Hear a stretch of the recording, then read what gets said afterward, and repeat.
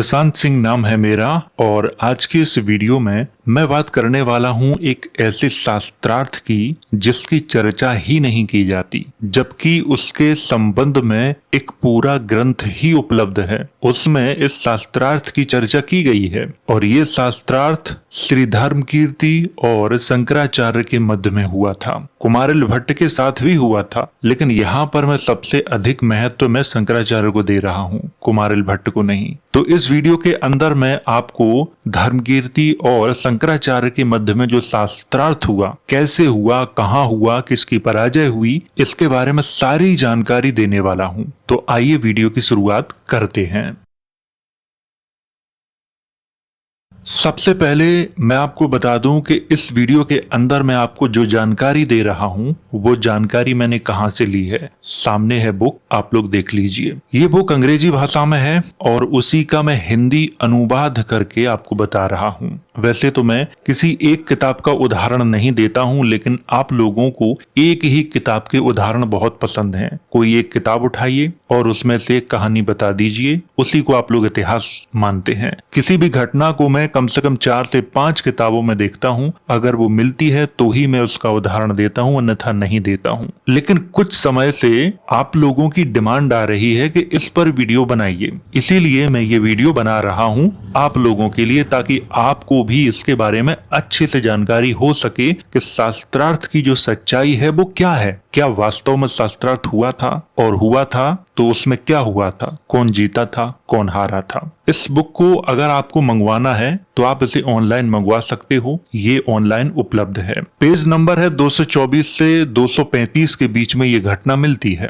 विस्तृत रूप से चर्चा की गई है, तो ये आपको यहाँ पर अच्छे से समझना है। तो वीडियो की शुरुआत यहाँ से करेंगे और जो मैंने अनुवाद किया है उसका पेज भी यहाँ पर मैंने लगा दिया है, ताकि आप लोग खुद ही पढ़ पाएं। अगर मैं 2, 3, 4 किताबों से उदाहरण लेता तो मैं ऐसा नहीं करता, तो फिर मैं यहाँ पर कोई इमेज लगाने का प्रयास करता। लेकिन ये जानकारी खास तौर से एक ही बुक से ली जा रही है, इसीलिए यहाँ पर मैंने प्रत्यक्ष प्रमाण के तौर पर आपको ये दिखाया है कि इस बुक में ये लिखा है और उसका हिंदी अनुवाद मैं आपको बता रहा हूँ। लिखा है, उस समय मध्य देश और पूर्वी क्षेत्रों पर शासन करने वाला राजा प्रद्योत था।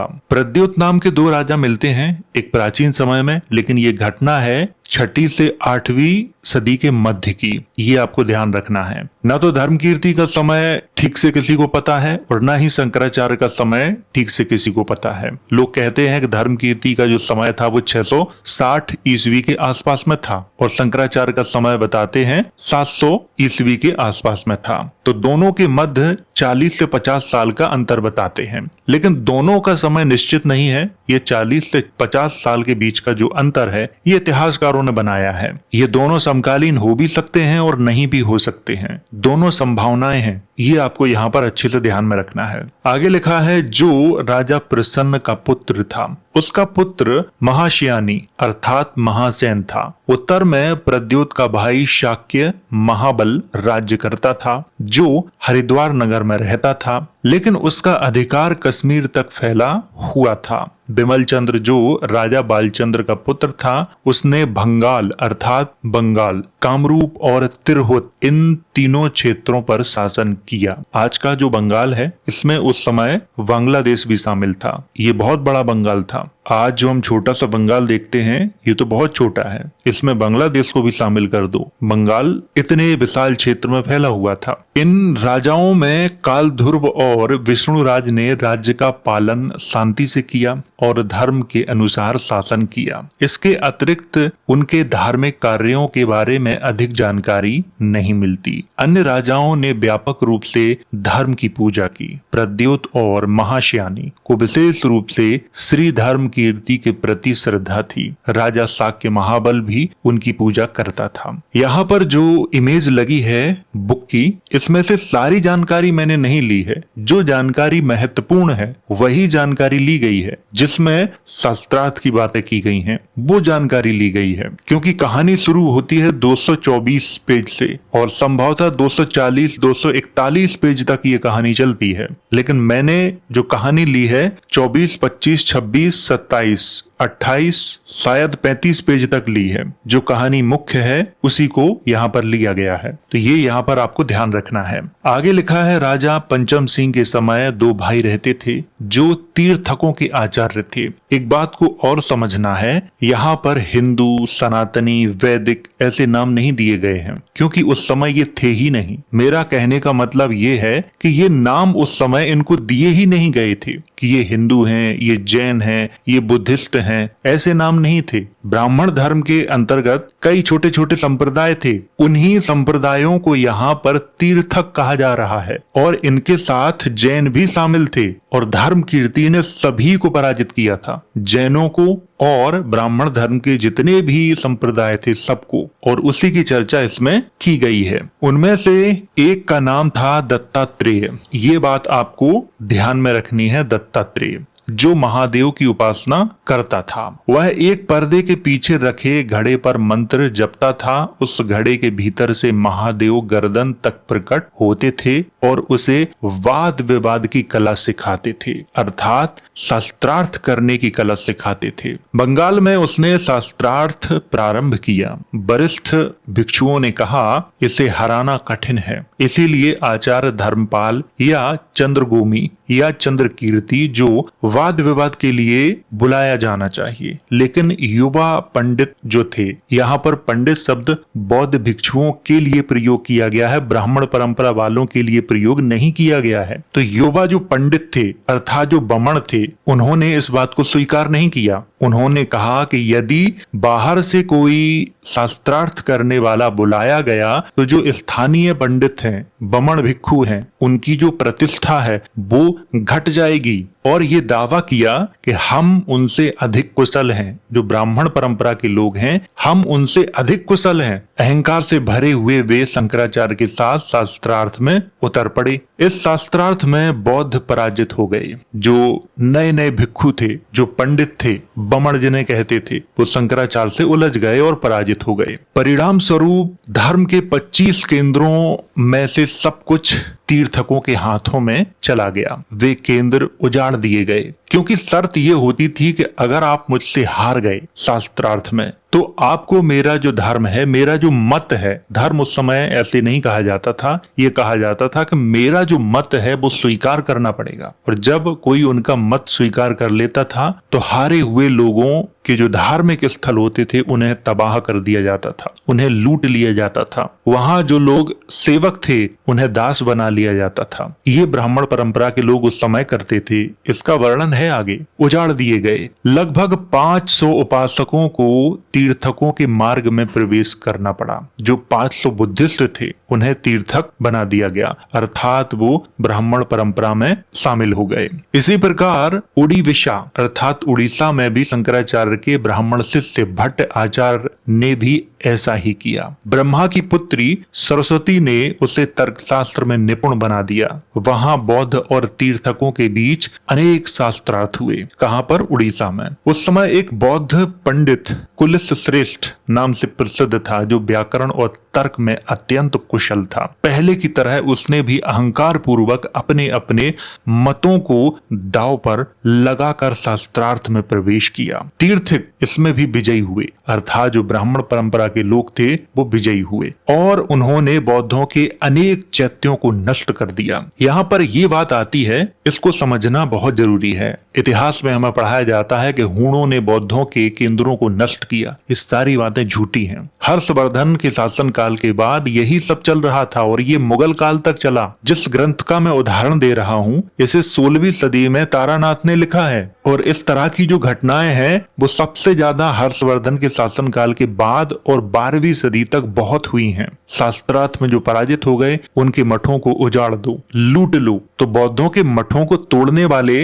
हूण नहीं थे। इसी शास्त्रार्थ में जो पराजित हुए तब तोड़े गए, लेकिन इसकी चर्चा की नहीं जाती है। यहाँ पर अंग्रेजी में भी लिखा है, जानते हो तो पढ़ सकते हो, क्योंकि कुछ लोग ये आरोप लगा सकते हैं कि आपने इसका गलत अनुवाद किया है। तो आप बुक मंगवाइए, खुद ही पढ़ लीजिए। आगे लिखा है, तीर्थक विजयी हुए और उन्होंने बौद्धों के अनेक चैत्यों को नष्ट कर दिया। विशेष रूप से उन्होंने धर्म केंद्रों को लूट लिया और बिहार में जो सेवक थे उनको वो अपने साथ ले गए। यहाँ पर समझने वाली बात यह है कि बौद्धों ने जब जब ब्राह्मण परंपरा के लोगों को पराजित किया तब उनके मंदिरों को लूटा नहीं और न ही उनके जो सेवक थे उन्हें अपना दास बनाया। लेकिन ब्राह्मण परंपरा वालों से जब बौद्धों की पराजय हुई तो ब्राह्मण परंपरा वालों ने बौद्धों के बिहारों को, चैत्यों को लूटा, तोड़ा और उनके सेवकों को अपना दास भी बनाया। इसमें ये चर्चा आई है। आगे लिखा है, दक्षिण में उस समय दो प्रसिद्ध ब्राह्मण कुमारिल और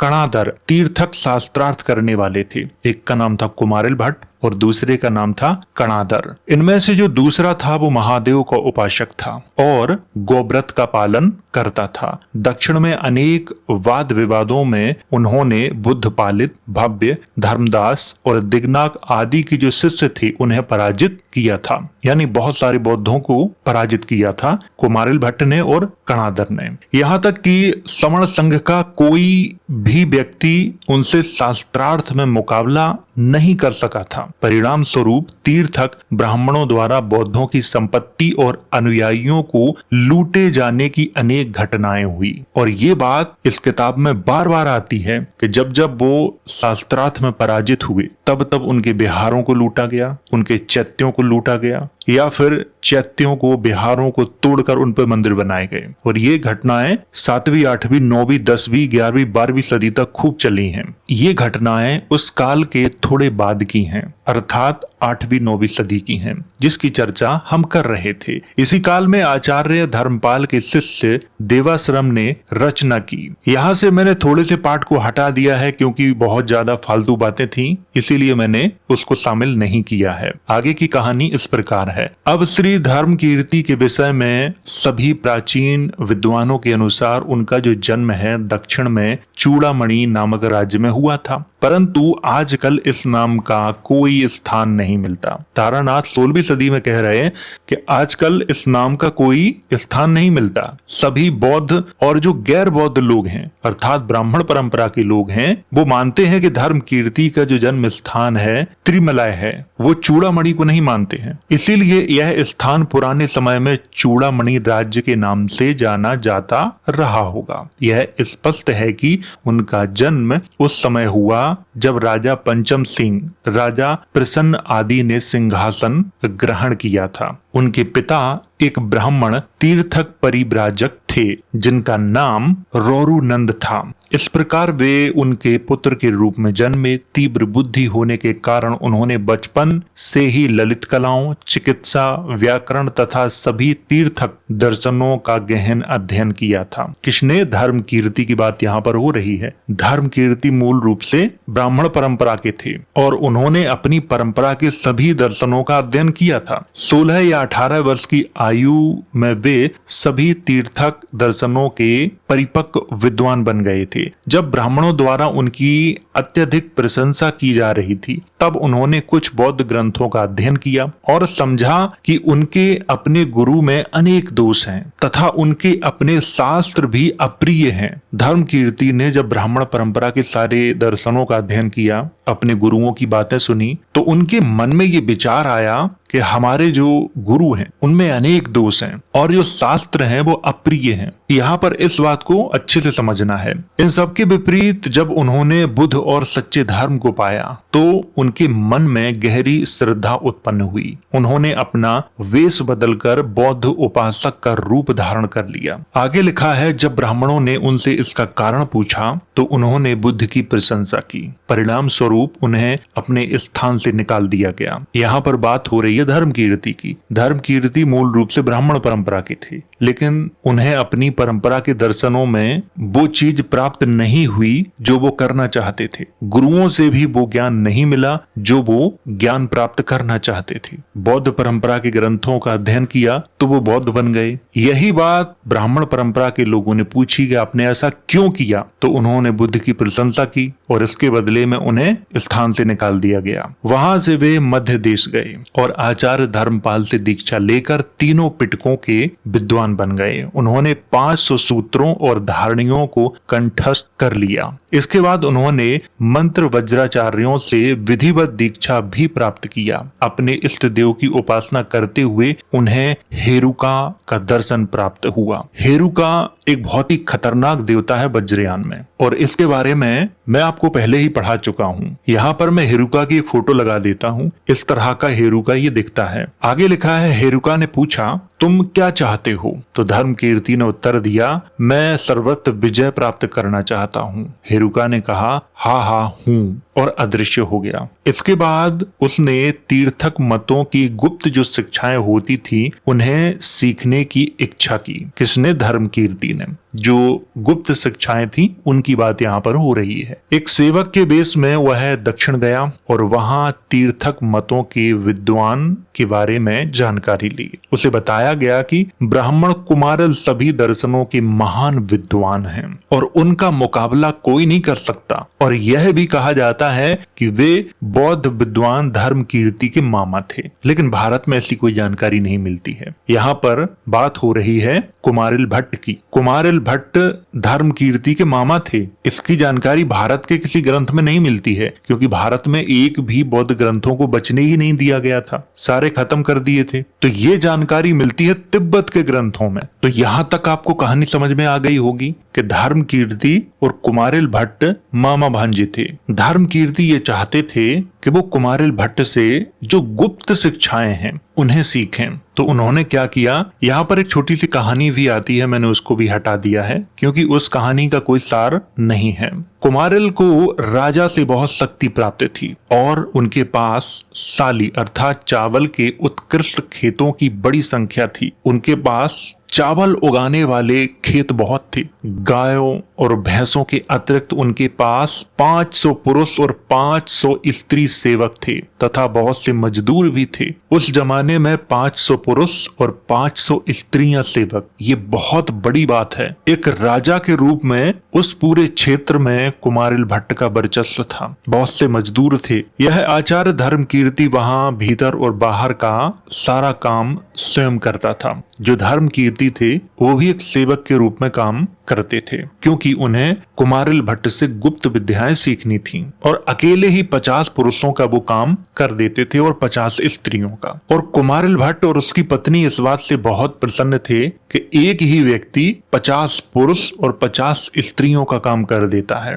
तो कुमारिल भट्ट ने धर्मकीर्ति से पूछा, तुम क्या चाहते हो? धर्मकीर्ति ने उत्तर दिया, मैं दर्शन सुनना चाहता हूँ। इस प्रकार वह उन सभी बातों को सुनने लगा जो कुमारिल अपने शिष्यों को पढ़ाते थे। लेकिन गुप्त जो शिक्षाएं थी कुमारिल भट्ट की, वो कुमारिल भट्ट अपने पुत्र और अपनी पत्नी को ही देता था। धर्मकीर्ति ने क्या किया कि अपनी सेवा से उन्हें प्रसन्न करके वे सभी गुप्त शिक्षाएं भी सीख ली थीं। इस प्रकार उसने दर्शन के सभी रहस्यों को जान लिया जो कुमारिल भट्ट के पास थे। जब उसके लिए दूसरों का खंडन करने की विधि में सीखने के लिए कुछ भी शेष नहीं रहा, तो उसने अन्य शिष्यों से यह भी जान लिया कि शिक्षा के लिए उचित शुल्क कितना होता है। उससे यह भी गणना की कि नए तर्क को सीखने के लिए कितना शुल्क देना चाहिए। उसने सोचा, चूंकि ब्राह्मण लालची होते हैं इसीलिए बिना शुल्क दिए सीखना उचित नहीं है। उसके पास 500 चांदी के पण थे। किसके पास? धर्मकीर्ति के पास, जो उसे अपनी सेवाओं के बदले मिले थे। उसने एक स्थानीय यक्ष से 7000 स्वर्ण मुद्राएं भी प्राप्त की थी। उसने वह सोना कुमारिल भट्ट को दे दिया और चांदी से ब्राह्मणों को एक बड़ा भोज दिया। किसने? धर्मकीर्ति ने। उसी रात वह वहां से भाग गया। कौन? कुमारिल भट्ट। वहां एक बड़ा व्यापारिक नगर था जिसका नाम काक गुहा था। वहां द्रुमा रिपु नामक राजा रहता था। धर्मकीर्ति ने उसके महल के द्वार पर एक सूचना लगा दी, क्या कोई वाद विवाद करना चाहता है? तब कणगुप्त नामक एक ब्राह्मण जो कणाद के मत का अनुयायी था। यहाँ पर मैं थोड़ा सा ठहरना चाहूंगा। मैं आपको कई बार ये बता चुका हूँ कि हमारे देश में आज जिस तरह से धर्म चलते हैं पहले इस तरह से धर्म नहीं थे। गुरु परंपरा चलती थी। अलग अलग लोग अलग अलग गुरुओं की उपासक होते थे और वो आपस में खूब संघर्ष करते थे, खूब शास्त्रार्थ करते थे, एक दूसरे को पराजित करते थे, एक दूसरे को पीटते थे, लूटते थे। यहाँ पर जो बात हो रही है ऋषि कणाद की, उन्हीं ऋषि कणाद का एक अनुयायी था जिसका नाम था कणगुप्त, जो ब्राह्मण था। आगे लिखा है और 6 दर्शनों के 500 विद्वान वहां एकत्र हुए और 3 महीने तक उससे वाद विवाद करते रहे। धर्मकीर्ति ने उन सभी 500 विद्वानों को एक एक करके पराजित कर दिया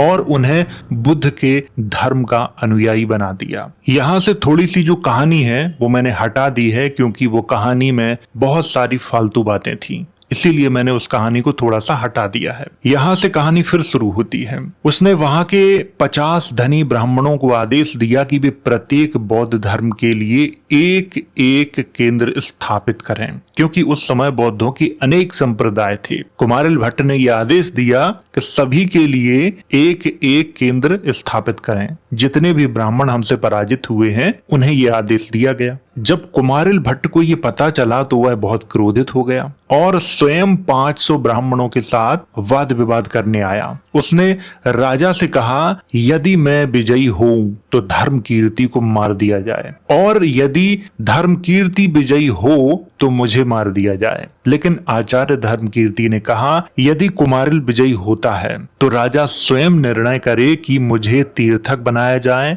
या मार दिया जाए या पीटा जाए या बांध दिया जाए, परंतु यदि मैं विजयी हूं तो कुमारिल को मारा नहीं जाए बल्कि उसे बुद्ध के धर्म का अनुयायी बना दिया जाए। यहाँ पर बार बार ये बात आती है और यही बात सिखाती है कि मानवता क्या होती है। कुमारिल ने कहा कि यदि धर्मकीर्ति मुझसे हार जाता है तो इसे मार दिया जाए और अगर मैं हार जाऊं तो मुझे मार दिया जाए। लेकिन धर्मकीर्ति ने क्या कहा कि अगर कुमारिल विजयी होता है तो राजा स्वयं निर्णय करे कि मुझे कुमारिल के मत का अनुयायी बनाया जाए, पीटा जाए, मारा जाए या बांध दिया जाए। धर्मकीर्ति ने फिर कहा कि अगर मैं विजयी हो जाऊं तो कुमारिल भट्ट को मारा ना जाए बल्कि उसे बुद्ध के धर्म का अनुयायी बना दिया जाए। और यही पूरे उस दौर में चल रहा था कि जहां जहां बौद्धों की पराजय हो रही थी वहां वहां उनके विहारों को लूटा जा रहा था, तोड़ा जा रहा था। लेकिन जहां जहां बौद्धों की विजय हुई वहां वहां बौद्धों ने लूटा नहीं, ना ही उनके मंदिरों को तोड़ा, बल्कि उन्हें अपना अनुयायी बनाया। और ये घटना बार बार इस कहानी में आती है। आगे लिखा है, इस प्रकार धर्म को दांव पर रखकर शास्त्रार्थ आरंभ हुआ। कुमारिल के अपने 500 सिद्धांत थे। धर्मकीर्ति ने प्रत्येक का 100 तर्कों के साथ खंडन किया। धर्मकीर्ति ने कुमारिल भट्ट के जितने भी सिद्धांत थे सबको तहस नहस कर दिया। तब स्वयं कुमारिल भी बौद्धों का सम्मान करने लगा। वे 500 ब्राह्मण भी समझ गए कि केवल बुद्ध का जो धम्म है वही सत्य है। इस प्रकार उन्होंने बौद्ध धर्म की दीक्षा ग्रहण कर ली। कुमारिल भट्ट ने बौद्ध धर्म की दीक्षा ग्रहण कर ली। इस कहानी का छोटा सा एक रूप शंकर दिग्विजय में भी मिलता है। आगे लिखा है, धर्मकीर्ति ने निर्ग्रंथ राहुल वज्र, मीमांसक भृंगार गुह्या, ब्राह्मण कुमारानंद, तीर्थक वाद के नेता कणादरु तथा विंध्याचल में रहने वाले अन्य सभी प्रतिद्वंदियों को पराजित किया। यहाँ पर कई लोगों के नाम आए हैं, उन्हें आपको समझना है। निर्ग्रंथ यानी जैनों की बात हुई है, मीमांसकों की बात हुई है, ब्राह्मणों की बात हुई है, तीर्थकों की बात हुई है और भी जो अन्य संप्रदाय के लोग थे उनकी भी बात हुई है और सभी को धर्मकीर्ति ने पराजित किया था। धर्मकीर्ति के कई ग्रंथ हैं, उनमें से मैं एक ग्रंथ का नाम लेना चाहूंगा, वो है प्रमाणवर्तिका। एक बार उसका अध्ययन करें। उसमें जिन तथ्यों पर चर्चा की गई है वो तथ्य अपने आप में इतने शक्तिशाली हैं कि उन्हें काटना बड़े से बड़े विद्वान के लिए भी मुश्किल हो जाता है। प्रमाणवर्तिका का मैंने अध्ययन किया है और मैं आपको सलाह दूंगा कि एक बार आप भी उसका अध्ययन करें, फिर आपको समझ में आएगा कि धर्मकीर्ति वास्तव में बहुत विद्वान थे। आगे लिखा है, इसके बाद वह द्रवली गए और घंटी बजाकर घोषणा की, क्या यहाँ कोई है जो वाद विवाद करने में समर्थ हो। ये किसने किया? धर्मकीर्ति ने किया। अधिकांश जो तीर्थक थे वो भाग गए, जो विरोधी परंपरा के लोग थे वो मैदान छोड़कर ही भाग गए, और कुछ ने स्वीकार किया, लेकिन वे सक्षम नहीं थे धर्म कीर्ति को पराजित करने में। उन्होंने वहां धर्म के पुराने नष्ट हो चुके केंद्रों का पुनर्निर्माण किया और एकांत वन में ध्यान करने लगा। यहाँ बात हो रही है धर्म कीर्ति की। और उसी समय शंकराचार्य ने नालंदा को संदेश भेजा कि वह शास्त्रार्थ करना चाहते हैं। नालंदा के भिक्षुओं ने शास्त्रार्थ को अगले वर्ष तक स्थगित कर दिया ताकि दक्षिण से धर्म कीर्ति को बुलाया जा सके। जब शास्त्रार्थ का समय आया तो राजा प्रद्योत ने बौद्धों, ब्राह्मणों और अन्य तीर्थकों को वाराणसी में एकत्र होने का आदेश दिया। शंकराचार्य और श्री धर्म कीर्ति के बीच शास्त्रार्थ के एक दिन पहले शंकराचार्य ने राजा की उपस्थिति में लोगों से कहा, यदि हम विजयी होते हैं तो हम निर्णय करेंगे कि इसे गंगा में डुबो दिया जाए या इसे तीर्थक बना दिया जाए। शंकराचार्य राजा से कह रहे हैं और जनता से कह रहे हैं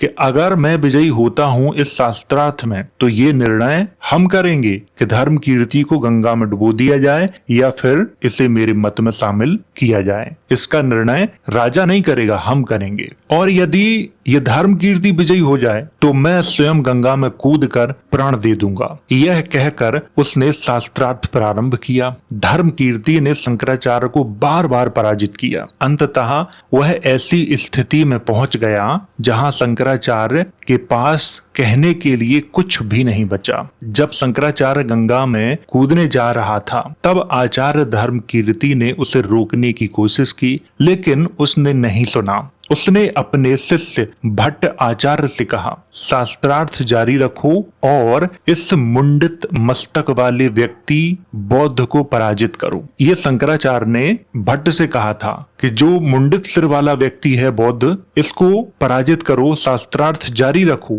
यदि तुम ना भी जीत सको तो मैं तुम्हारे पुत्र के रूप में जन्म लूंगा और उससे संघर्ष करता रहूंगा। ये शंकराचार्य ने कहा था। ये कहकर शंकराचार्य गंगा में कूद गया और मर गया। धर्म कीर्ति ने शंकराचार्य के अनेक शिष्यों को बौद्ध धर्म का अनुयायी बना दिया, जो व्रत द्वारा परिव्राजक ब्रह्मचारी बने। अन्य भाग गए। अगले वर्ष शंकराचार्य भट्ट आचार्य के पुत्र के रूप में जन्मा। 3 वर्षों तक भट्ट आचार्य ने देवता की उपासना की और अगले 3 वर्षों तक बौद्ध मतों और उनके खंडन के तर्कों पर विचार करता रहा। 7वें वर्ष में उसने पहले की तरह अपने मत को दांव पर रखकर शास्त्रार्थ किया और भट्ट आचार्य बुरी तरह फिर से पराजित हो गया। यद्यपि आचार्य धर्म कीर्ति उसे रोकने का प्रयास कर रहे थे, फिर भी उसने ध्यान नहीं दिया। गंगा में कूद गया और प्राण त्याग दिए। उसके साथ अन्य जो ब्राह्मण थे, जो अपने अपने दर्शनों के प्रति निष्ठावान थे, चले गए। उसका बड़ा पुत्र दूसरा भट्ट आचार्य और शंकराचार्य का पुनर्जन्म उसके पुत्र के रूप में पूर्व दिशा की ओर भाग गए। और जो 500 ईमानदार ब्राह्मण थे वो नहीं भागे। उन्होंने बौद्ध धर्म की दीक्षा ली और अन्य 500 ने त्रिरत्न में बुद्ध धर्म और संघ में शरण ग्रहण की। जो ब्राह्मण परंपरा के प्रति अत्यधिक निष्ठावान थे वो पराजय के बाद भाग गए, क्योंकि वो जानते थे कि अगर यहाँ रुकेंगे तो पराजय के अनुसार राजा हमें बौद्ध बनने को मजबूर करेगा। लेकिन जो ईमानदार थे, निष्ठावान थे, उन्होंने सोचा कि शास्त्रार्थ के जो नियम हैं उन्हें तो मानने ही पड़ेंगे, और वो वहीं पर रुके और उन्होंने शास्त्रार्थ की शर्तों के अनुसार बौद्ध धर्म की दीक्षा ली। अब उस समय मगध में पूर्ण नाम का एक ब्राह्मण रहता था और मथुरा में पूर्ण भद्र नाम का दूसरा ब्राह्मण रहता था। वे अत्यंत शक्तिशाली, अत्यधिक धनवान और तर्क शास्त्र में अत्यंत निपुण थे। उन्हें अपने अपने देवताओं जैसे सरस्वती और विष्णु का आशीर्वाद प्राप्त था। ये लोग भी अंततः शास्त्रार्थ में उतरे, पर आचार्य धर्म कीर्ति के तर्कों से पराजित होकर बौद्ध बन गए। इन दोनों ब्राह्मणों ने क्रमशः मगध और मथुरा में बौद्ध धर्म के लिए 50-50 केंद्र स्थापित किए। इस प्रकार आचार्य धर्म कीर्ति की ख्याति पूरे संसार में फैल गई। इसके बाद उन्होंने मगध के निकट स्थित ऋषि मातंग नामक वन में लंबे समय तक निवास किया और अनेक मंत्रों में सिद्धि प्राप्त की। विंध्याचल में उस समय राजा पुष्प का पुत्र उत्फुल्ल पुष्प रहता था।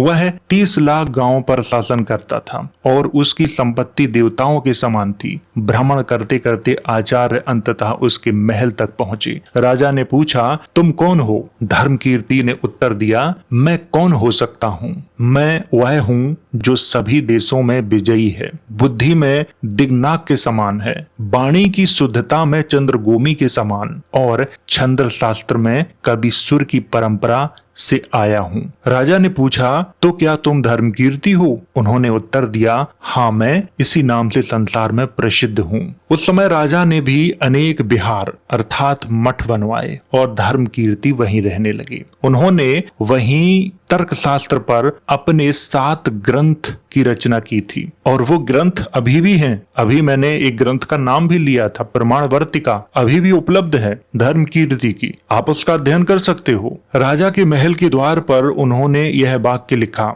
यदि धर्मकीर्ति के वचन कभी सूर्य की तरह अस्त हो जाएं, तो धर्म या तो सो जाएगा या समाप्त हो जाएगा। यहाँ पर बात हो रही है बौद्ध धर्म की। ये धर्म शब्द केवल बुद्ध के धम्म के लिए ही प्रयोग किया गया है। बाद में अन्य परंपरा वालों ने इसे अपनाया है, क्योंकि प्राचीन समय में जैनों को निर्ग्रंथ कहा जाता था। कुछ जगहों पर तीर्थक भी लिखा गया है और इस किताब में उन्हें निर्ग्रंथ लिखा गया है। और तीर्थक किसको लिखा गया है? ब्राह्मण परंपरा के लोगों को। तो यही धर्मकीर्ति ने अपने वचन में कहा था कि यदि धर्मकीर्ति के जो वचन है वो सूर्य की तरह अस्त हो जाएं, तो ये बौद्ध धर्म या तो सो जाएगा या तो समाप्त हो जाएगा। और वैसा ही हुआ। और आगे लिखा था, मिथ्या सिद्धांत उसका स्थान ले लेगा और जो झूठे सिद्धांत हैं वो बौद्ध धर्म के स्थान पर आ जाएंगे। इसके बाद उन्होंने लंबे समय तक बुद्ध के धर्म का प्रचार किया और उस क्षेत्र में लगभग 10,000 भिक्षुओं का एक बड़ा समुदाय बन गया। भिक्षु धर्मकीर्ति ने धर्म के लिए लगभग 50 केंद्र स्थापित किए। वहां से वह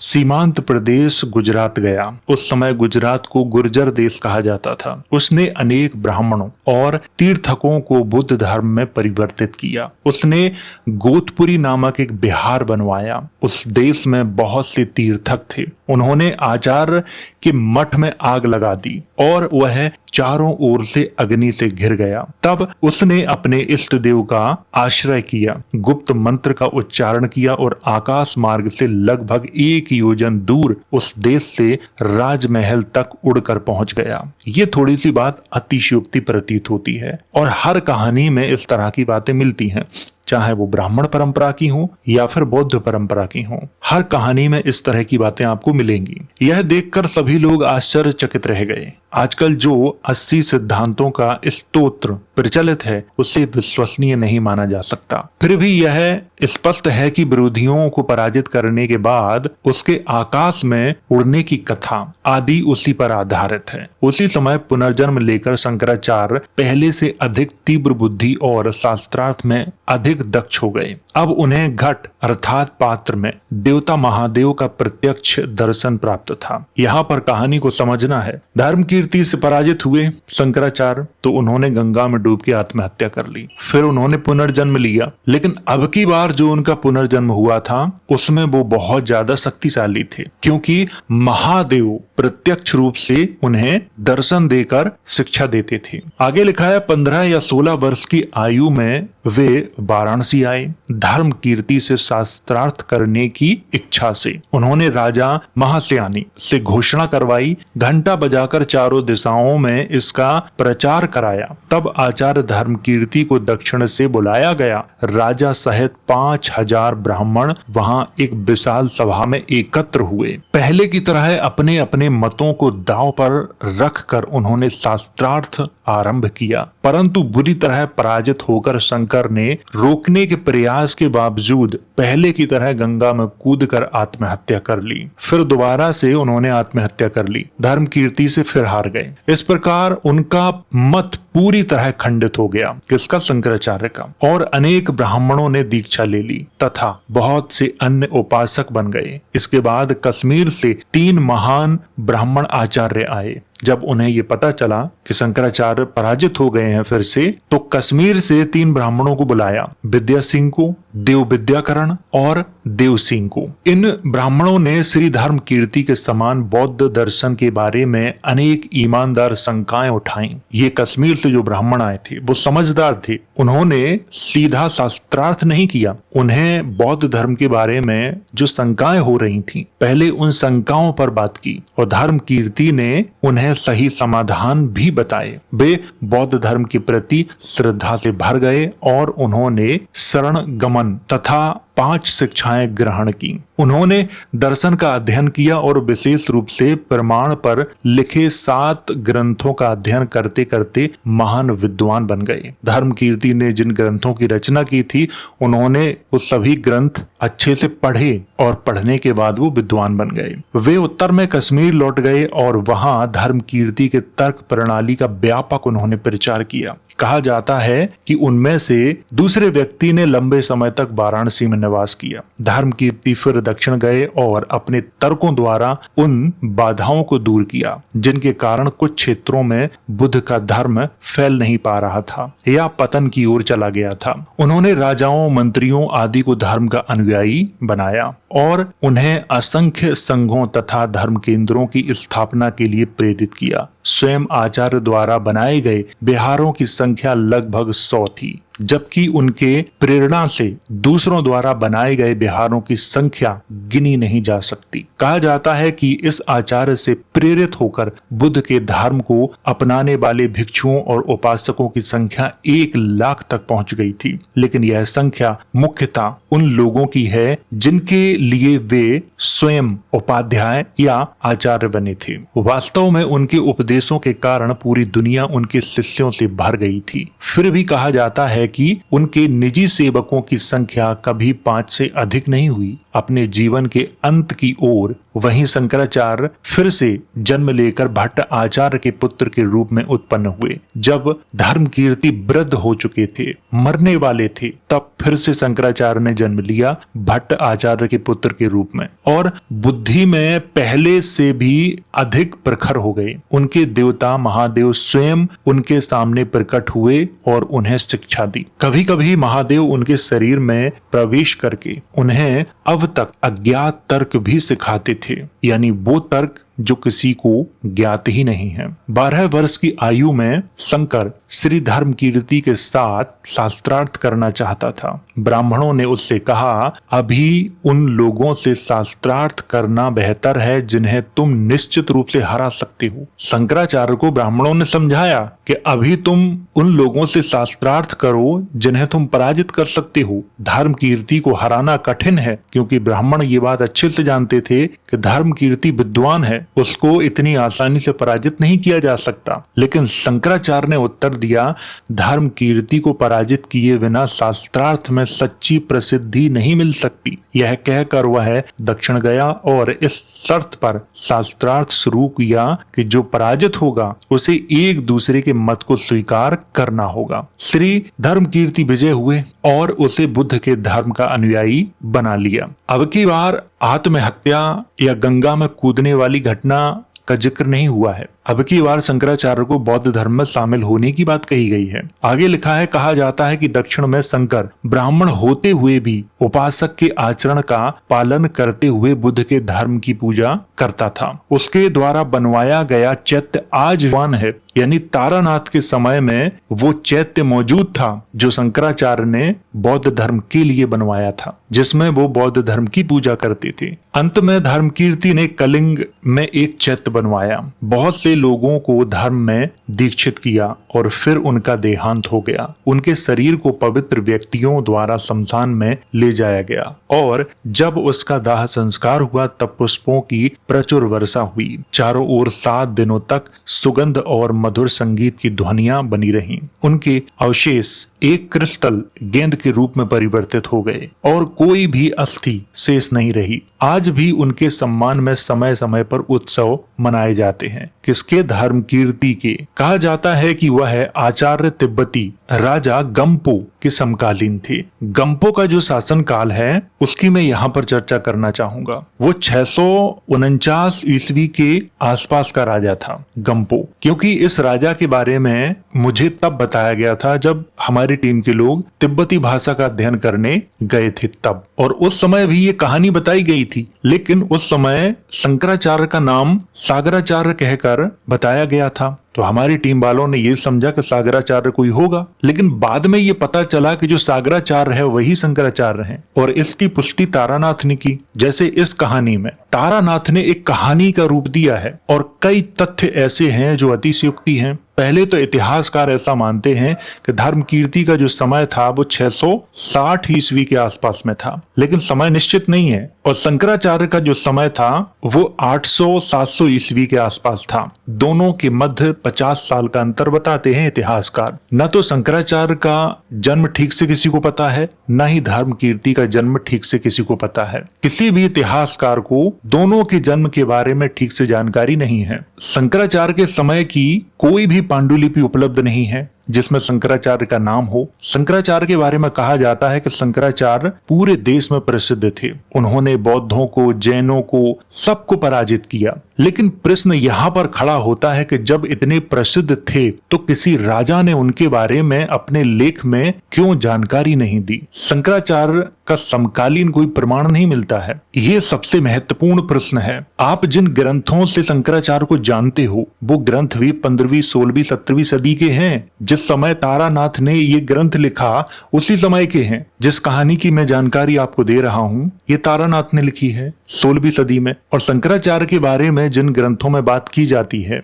वो भी 16वीं, 17वीं सदी के ही हैं, लेकिन उन्हें बताया जाता है कि वो 12वीं सदी के हैं, 13वीं सदी के हैं और 17वीं सदी तक उनका समय बताया जाता है, लेकिन समकालीन नहीं है। सबसे महत्वपूर्ण प्रश्न ये है। आप लोगों ने ये कहानी सुनी, सुन के आप लोग इसे कहानी ही समझो, इसे इतिहास स्वीकार करने की जरूरत नहीं है। और शंकराचार्य के संबंध में जो कहानी मिलती है वो भी सिर्फ कहानी है, इतिहास नहीं है। हालांकि कुछ लोग हैं जो उसे इतिहास बताने का प्रयास करते हैं, तो अगर वो इतिहास है, स्वीकार करते हो, तो फिर ये भी इतिहास है। क्योंकि कहानी को इतिहास का रूप देना तो कहानी बौद्ध धर्म में भी है, तो फिर इसे भी इतिहास माना जाएगा। और धर्मकीर्ति के तो ग्रंथ भी उपलब्ध हैं, तो शंकराचार्य से ज्यादा ऐतिहासिक व्यक्ति धर्मकीर्ति हैं। शंकराचार्य का तो कोई ग्रंथ भी उपलब्ध नहीं है। तो यहाँ पर कई प्रश्न खड़े हो जाएंगे अगर तर्क की बात करोगे तो, क्योंकि इतिहासकार बार बार इस बात पर जोर देते हैं कि धर्मकीर्ति शंकराचार्य से पहले हुए हैं, शंकराचार्य बाद में हुए हैं। इस बात पर जोर देते हैं और इस बात पर जोर संभवतः इसलिए दिया जाता है कि अगर दोनों को एक साथ रख देंगे तो ये बात सिद्ध हो जाएगी कि शंकराचार्य धर्मकीर्ति से पराजित हुए थे, तो शंकराचार्य की जो वैल्यू है वो कम हो जाएगी। इसीलिए इतिहासकारों ने ये समय में थोड़ा सा गैप दिया है। अगर दोनों को ऐतिहासिक व्यक्ति मान लो तो मैं तो केवल ऐतिहासिक व्यक्ति तभी किसी को स्वीकार करता हूँ जब उसके समकालीन प्रमाण हों, तभी स्वीकार करता हूँ। अगर समकालीन प्रमाण नहीं है तो मैं स्वीकार नहीं करता। मेरे अनुसार ये कहानी है, इतिहास नहीं है। तो ये थी जानकारी धर्मकीर्ति और शंकराचार्य के शास्त्रार्थ के बारे में। और अगर आपको इस कहानी को स्वयं पढ़ना है तो किताब और किताब का नाम मैंने प्रारंभ में ही बताया है और उसके एक एक पेज को मैंने यहाँ पर लगाया है ताकि आप लोग खुद ही अच्छे से पढ़ सकें। फिर भी आपको संतुष्टि के लिए पढ़ना है तो किताब आप ऑनलाइन ऑर्डर कर सकते हो, मंगवा सकते हो, पढ़ सकते हो। पेज नंबर 224 से 237 तक ये कहानी मिलती है क्योंकि सामने लिखा भी है। कहानी तो और भी आगे है, 241 पेज तक है, 242 तक शायद,